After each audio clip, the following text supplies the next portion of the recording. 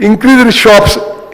మరి ఇప్పుడు మేము తీసుకున్న నిర్ణయం మేరకు ఈ మధ్య అంటే పోయిన ప్రభుత్వంలో ఒక 4,000 కొత్త తండాలు గ్రామ పంచాయతీలుగా ఏర్పడ్డాయి. అక్కడ ఎక్కడెక్కడైతే వయబిలిటీ ఉంటుందో తప్పనిసరిగా కొత్త రేషన్ షాప్స్ ఇస్తాము.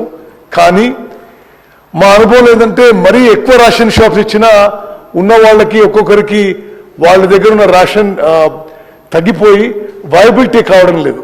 సో అందుకోసమే మరి మేము ఎక్కువ రేషన్ షాపులు ఇవ్వడానికి మాకు ఎటువంటి ప్రాబ్లం లేదు. కానీ రేషన్ షాప్ ఎవరికైతే ఇస్తామో వాళ్ళకి వయబిలిటీ ఉండే విధంగా కూడా చూసుకోవాల్సిన అవసరం ఉంది. కాబట్టి అది పరిశీలన చేస్తున్నామని చెప్పి మనవి చేస్తూ స్పీకర్ గారికి ధన్యవాదాలు.